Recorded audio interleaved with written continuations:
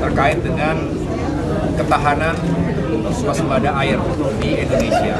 Ini sebuah isu yang mendasar, fundamental, yang juga menjadi salah satu elemen penting dalam Asta Cita, terutama Asta Cita nomor 2, di mana dalam sistem pertahanan negara diwujudkan salah satunya melalui swasembada pangan, energi, dan air. Ini penting sekali karena air adalah sumber kehidupan. Kami tadi membahas, mendiskusikan dengan semua stakeholders yang hadir, bukan hanya dari kementerian dan lembaga, tetapi juga dari kalangan akademisi, stakeholders dari dunia usaha, investor, profesional yang mengelola air selama ini, termasuk masyarakat sipil yang juga peduli. Karena pada akhirnya air ini adalah permasalahan bersama, bukan hanya pemerintah, bukan hanya urusan Kementerian PU. Karena kita ingin menghadirkan air yang memadai untuk kebutuhan hidup manusia, untuk pertumbuhan ekonomi kita. Misalnya 74% air bersih itu digunakan untuk sektor agrikultur, pertanian sampai dengan peternakan dan lain sebagainya yang perlu kita kawal. Tapi juga butuh untuk industri, butuh untuk kebutuhan komersial dan lain sebagainya. Jadi ini membutuhkan pengelolaan yang baik, kebijakan yang juga tepat dan dijalankan dengan efektif. Kalau ada yang bertanya apakah Indonesia mencukupi secara nasional, sebetulnya harus dilihat secara spesifik.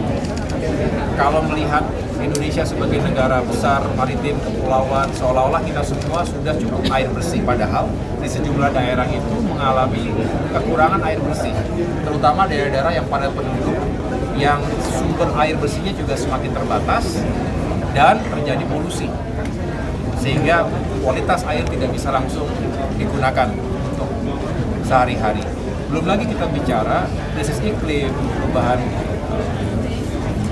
cuaca yang ekstrim dan lain sebagainya kerap menimbulkan bencana alam karena akibat curah hujan yang ekstrim dan kemudian daerah kita tidak memiliki kesiapan menyerap air dalam jumlah yang besar, maka menyebabkan banjir. Belum lagi terjadinya pelanggaran tata ruang wilayah yang akibatnya juga pada bencana alam. Dan banyak lagi yang lain, dan oleh karena itu kami tadi, Ibu Retno nanti bisa menjelaskan betapa pentingnya isu ini untuk dunia juga, dan Prof. Arief tadi menyampaikan banyak teknologi inovasi terkini yang bisa digunakan untuk menghemat air, sekaligus juga membersihkan konversi air kotor menjadi air bersih. Dan tentunya Kementerian PU secara teknis memiliki roadmap apa yang sudah dikerjakan, beberapa bendungan yang sedang dibangun dan akan terus dikerjakan, tapi secara khusus juga ada isu tentang memelihara, bukan hanya membangun tetapi memelihara agar bisa jangka panjang. Saya rasa itu yang bisa saya sampaikan. Terima kasih. Yang pertanyaan. Untuk Komenko tadi sampaikan masalah kekurangan air di Indonesia ini spesifik, dan dalam penjelasan tadi Pak Menko juga sampaikan bahwa memang ada sekitar 20% air di Indonesia yang saat ini masih dan dari total masyarakat Indonesia ini masih 20% ini Pak Menko mungkin lebih spesifik. Ya, jadi bicara pipa, masyarakat yang mendapatkan akses air bersih menggunakan pipa PDAM itu kurang lebih 22% hari ini. Nah, konteksnya terutama lebih pada masyarakat di urban, di kota-kota. Kita punya RPJMN yang meletakkan target yang begitu ambisius sebetulnya, di mana 2029 ini setidaknya 40% harus sudah tersambung dengan pipa, ya, mendapatkan akses pipa. Nah, inilah tadi kami semua berembuk bagaimana, karena tidak mungkin hanya pemerintah sendiri, harus ada kerjasama pemerintah dan badan usaha. Kita menarik investasi misalnya, dan ternyata beliau menyampaikan investasi dalam sektor atau proyek infrastruktur air bersih ini sebetulnya menguntungkan. Jadi tidak dilihat sebagai sesuatu yang tidak ada untungnya begitu. Jadi ini sebetulnya ada harapan untuk bisa menghadirkan investasi, tapi juga harus dibarengi dengan regulasi yang jelas. Artinya investor juga punya keyakinan bahwa ini merupakan proyek yang menguntungkan dalam jangka panjang begitu.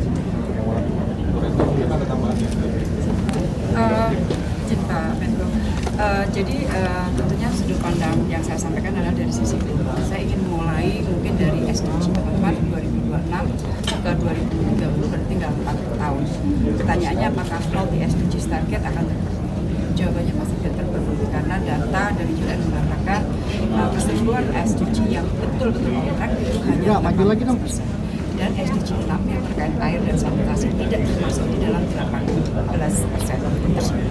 Padahal kita tahu kalau tidak ada kemajuan di SDG 6 water sebagai connector dan enabler, maka akan memperlambat capaian atau progres dari SDG lain.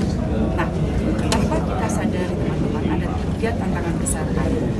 Too little, too much, too dirty.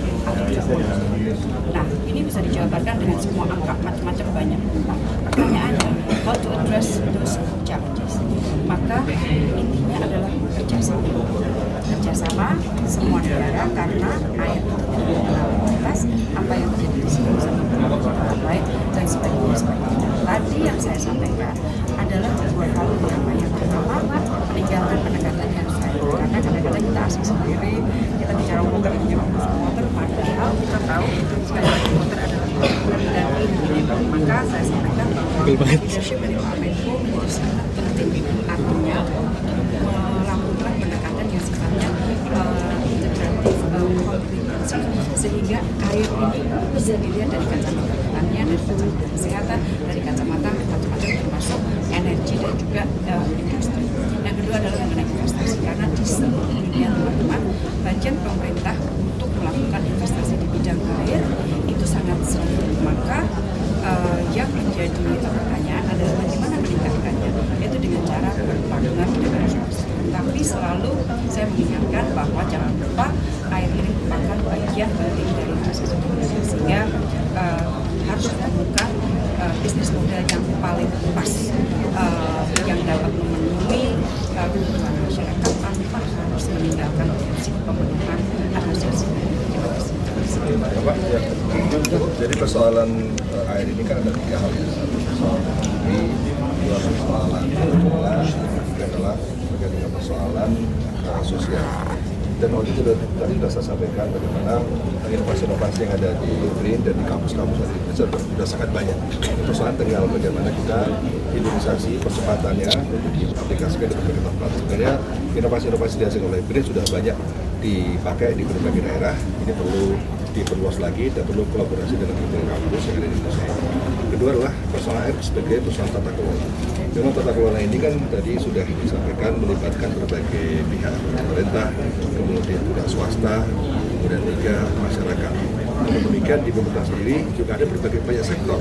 Karena pemecahan masalah air ternyata perlu dipecahkan juga oleh sektor pertanian karena harus menghasilkan inovasi-inovasi itu yang hemat air, menghasilkan teknik peternakan yang lebih hemat air, menghasilkan inovasi pangan yang hemat air. Kemudian juga persoalan di koordinasi di antara kementerian sehingga disinilah letak leadership menjadi sangat penting sekali. Yang terakhir adalah persoalan sosial yang menyangkut masalah perilaku kita sebagai konsumen, ya sebagai konsumen, sebagai umat beragama.